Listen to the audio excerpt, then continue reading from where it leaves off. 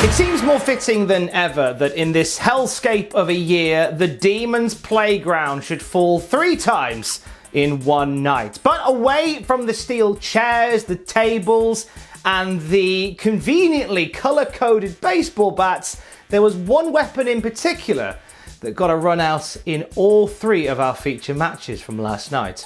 And sadly, it is not a massive hammer. Let's talk about it. This is WWE Hell in a Cell 2020 Graded.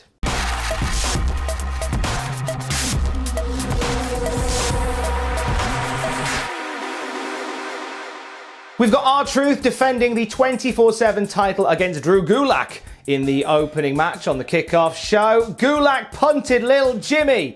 Naughty. R-Truth kicks off after this. He even busts out a little tribute to John Cena with the 5-knuckle shuffle. End of this one comes with R-Truth going for an electric chair drop. Gulak tries to counter. R-Truth counters back against the 1-2-3. Then the Lucha House Party and Akira Tozawa chase Truth as he runs away. Gulak heads over to the Kickoff show panel, gets on the mic and says that R-Truth's hero John Cena sucks. And scene. C to get us started. Fine. Just fine. I think Gulak could be doing something a bit better, but fine. Straight out of the blocks as the show starts proper, it is Roman Reigns facing Jey Uso inside Hell in a Cell in an I Quit match. Uso starting strong, a couple of big dives and a very dirty mouthful of swears, but Roman Reigns is just dominant throughout this. Multiple spears keep shutting Jey Uso down, but I tell you what, Uso is game. Splashes off of the top rope multiple times, gets him back into the game. He even pulls out a strap and just whips Roman Reigns with it until Roman able to land yet another spear and return the favour. Throughout this match, Roman Reigns is exceptional to watch. You can see the cogs turning in his head. He is constantly telling Jey Uso that he doesn't want to do this, but he's forced him to do it. It's almost like it's breaking Roman's heart to have to batter Jey Uso the way that he is. And there's a great bit where you see Jey Uso prone with his head sticking out of the ring. Roman Reigns positions steel steps next to his head and almost reluctantly hits a drive-by dropkick, driving those steps into Uso's head. At this point, the referee wants to stop the match, but Roman throws the referee out of the ring. Why would you end a Hell in a Cell match on a non-finish? What a silly idea. Looking at you, last year's Hell in a Cell. We see officials and referees get into the ring to try and stop this as well. Roman, however, is not having it. He chases everybody away, and it looks as if he's going to brain Jey Uso with the steel steps. Jimmy Uso comes in, covers his brother, and tries to talk sense into Roman, calling out the real name of Jey Uso, saying, "It's Josh, it's Josh." And Roman just breaks down crying. Just in tears. Jimmy offers a hand to Roman and he accepts it, and they hug. And then from there, Roman pulls Jimmy Uso in, gets him in the guillotine choke. And Jimmy's calling for Jey to wake up and help him, but Jey is unconscious. Eventually, Jey comes to, sees what's happening, and just shouts, "I quit, I quit, all right, I quit." And the match ends there. After the match, Roman Reigns makes his way up to the top of the ramp, and there are Arthur and Sika waiting at the top. And they award Roman the Chief's beads and stand there as Roman raises his championship to the sky. This is an easy A to get us started. Roman Reigns, exceptional here, continuing this role of a man torn, like a man who is just on this emotional roller coaster. Building this new Roman Reigns has been amazing to watch. It doesn't become an A+, simply because you didn't need to do this in the Cell. Like, this didn't need to be a Hell in a Cell match. This could have just been an I Quit match. The Cell was just there because it's Hell in a Cell season, and they do fall into this trap every year of just kind of putting matches in a Hell in a Cell because it's that time of year, and I don't think you needed it for this. Regardless, solid work. And also, it shouldn't have been on first. I would have quite liked this a bit later in the night, maybe. It was powerful stuff. Elias is out to wrestle Jeff Hardy. He sings some songs to start with about how much Thunderdome sucks, how Jeff Hardy used to be an alcoholic, His song last week was far more entertaining. Jeff Hardy comes out, despite the fact that Elias is singing songs about him and all his faults and misgivings. Jeff's not that bothered. He just gets in the ring, does his poses, and then they lock up to start the match. It is a very middle of the road wrestling style match. Jeff ends up jumping off of the steel steps and in towards Elias. Elias dodges it, so Jeff crashes with the barricade. This puts Elias in control. Jeff fights back, goes up for the swanton. Elias rolls out of the ring, so Jeff goes out to meet him, and Elias grabs the guitar. Jeff grabs the guitar out of Elias' hands, smashes it kabong style over his back, and the ref calls for a DQ, awarding the match to Elias. Okay, C-, very humdrum TV match style affair with a bit of a crap finish, to be honest with you. The first two matches on this card have pretty much set the pace for what tonight is going to be. There are going to be some highs, there's going to be some lows. Following Wrestlers Court, Law and Otis, we have the Money in the Bank briefcase on the line. Otis defending it against The Miz. Otis starts strong, Morrison gets involved to turn the tide in the favour of The Miz, but Otis pushes back into this one, goes for the caterpillar, but The Miz gets out of the way. We see Morrison getting involved once again, like he's going to hit Otis with the briefcase. This time the referee ejects Morrison from the ringside area, and it looks like Otis is going to get this one finished off. He bounces off the ropes, and bang! There's Tucker hitting Otis in the head with the Money in the Bank briefcase. What? So Sam Driver was livid. You see his Twitter? Got very angry. This led to The Miz covering Otis 1, 2, 3 and becoming the new Mr. Money in the Bank. Afterwards, backstage, Miz cuts a fiery promo, putting both the WWE and the Universal Champion on notice. And Tucker basically launches heel turn tag team partner.exe. Does all the usual stuff. I carried the team. Never about you, always about me. You can't work without me. Otis comes out, attacks Miz and Morrison, but Tucker makes a run for it, and that is that. I'm giving it a C+. It was an okay match. Better than what Elias and Jeff did just before. Surprising heel turn at the end. Didn't mean it was a good heel turn, but it was a surprising heel turn. I guess the Money in the Bank briefcase is probably in better hands with Miz than it is with Otis, but yeah, it was all right. It was all right. We go from a pretty lackluster tag team divide to one of the greatest tag team divides that didn't involve a barbershop window. Sasha Banks and Bayley one-on-one for the SmackDown Women's Championship inside of Hell in a Cell. So Bayley's come out with the steel chair that she used to batter Sasha Banks, and she's going to use it as a weapon in this match. But as the cell is lowering, Sasha kicks the chair from out of Bayley's hands and it goes flying out of the ring. I'm so pleased that they nailed that shot. Could have been awkward if they didn't. And Sasha is just wild to start this one. Super aggressive start from the challenger. Big Meteora that lands early in the match where she jumps off a table, driving Bayley's head into the side of the cell. That looked amazing. Another Meteora in the ring shortly afterwards for a near fall. There's some unique offense with weapons throughout this. Some of it lands, some of it doesn't. There's a bit where they put some kendo sticks together between the cell and the steps. Bayley uses it as like a buffer for a catapult. That's quite good. Then also we see Bayley duct taping two kendo sticks together to sort of arrange them between the ring and the cell, like whether she was setting up some sort of bamboo bed, but she took so long trying to find the start of the sellotape. It's like me wrapping Christmas presents. It just took most of the time was trying to find the start of the tape. Fold it over at the top, makes life much easier. She ended up just abandoning the entire spot, which is funny but a bit sad. Once she gets back into the ring, she gets blasted with a fire extinguisher by Sasha Banks.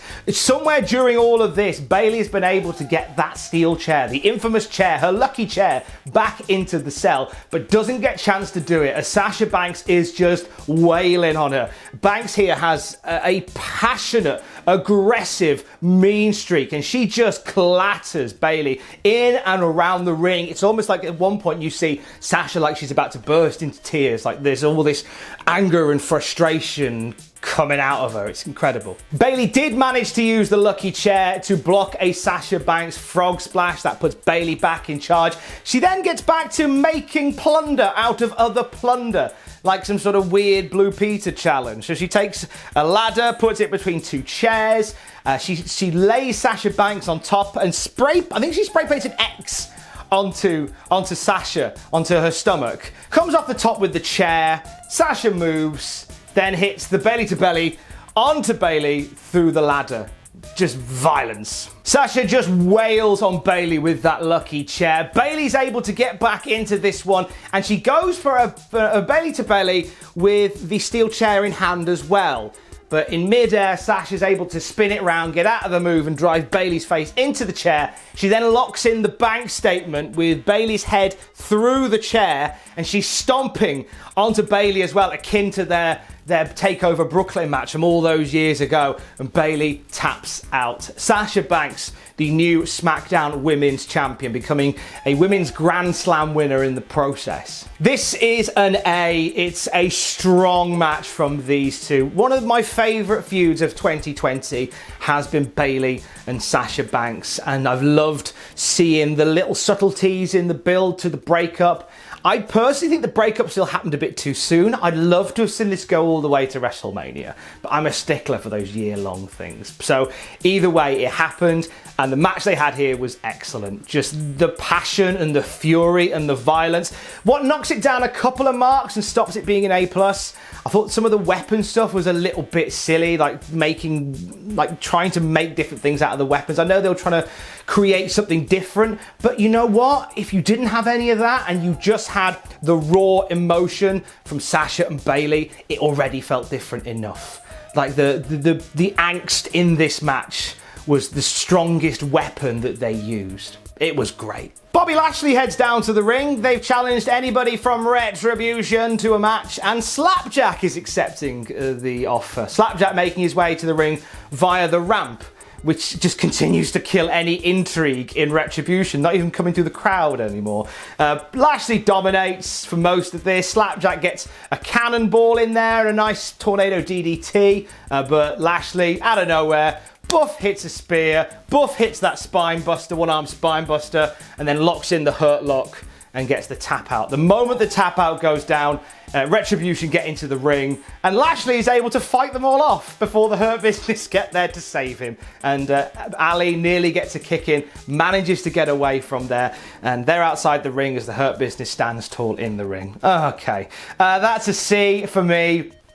Not a terrible match, not a great match, and just not a good look for Retribution again. I feel like it just, okay, I got a bit of beef last time for complaining that Retribution lost. And they should be allowed to lose. But they've lost again. Have they won a match yet? I don't think they've won a match yet. You run the risk here of just this angle being stone dead. Really, you do. And it's that continued confusion about what the Hurt Business is. Are you good guys? Are you bad guys? Don't know what you are. Just like that, it's main event o'clock. It's quick, isn't it? Drew McIntyre facing Randy Orton for the WWE title. Randy is disguised as the cameraman and waiting on the ramp to attack Drew, but Drew manages to fight back. They brawl around the ringside area, and then they get into the cell, and then they start cold. You could have really done without that brawl around the ring, because it didn't really make any difference to the match. Or did it? We'll find out later. Drew is dominant inside the ring until Randy Orton starts focusing on that jaw, at one point stomping Drew's head into the steel steps. Drew rallies back in this, hits a belly-to-back suplex through a table onto Orton, and cue Kevin Dunn pressing the organic "This is awesome" crowd chant button, which is a bit weird and ironic when you think about it. Orton recovers and beats down Drew once more. He then reveals some bolt cutters under the ring and breaks the lock and leaves the cell. He looks like he's heading off up the ramp until Drew stops him. Orton fights back and then makes his way up the cell. Drew thinks about it, then Drew goes up there and joins him. Cue lots of use of those drones that they bought to film the lads on top of the cell. They square up, there's a bit of fisticuffs. Orton's produced a bat, a red bat to match the colour of the cell. I believe it comes with the set. And Orton uses the bat just to nobble the legs of Drew and take him down. And then from there, Orton starts to head back down the side of the cell, realising this was a bad idea. So they're up on top of the cell for about, I think, a minute and a half. Drew joins him heading back down the ring, and they're fighting as they're climbing down. Orton smacks the hand of Drew away from the cell, the one that was keeping him on the cell. And Drew, like a ton of bricks, crashes through the announce table below. So that's why you were fighting at the start of the match, so you could clear the announce table. Aha! With you now. So Drew has crashed through the announce table. Big bump of the night there from Drew. And Orton goes down, he's just staring at him as he does, and Drew is somehow still crawling. He makes his way towards the ring. Orton's walking alongside him, and Drew is just, with every fibre in his being, crawling to get back into the ring. Eventually, they get back inside the ring, and out of nowhere, we see Drew, land a Claymore. Orton rolls out of the ring. Drew goes out to get him, gets him back into the ring, fires up for one more Claymore, charges across the ring, misses. Orton lands a sudden RKO out of nowhere. 1, 2, 3. Randy Orton ends the title reign of Drew McIntyre and is once again WWE Champion. Show goes off the air with Orton stood on the ramp holding the belt and Drew back to his feet by this point, looking pretty miffed about the whole thing. Main event for me was a B+. It was a very good match with these two.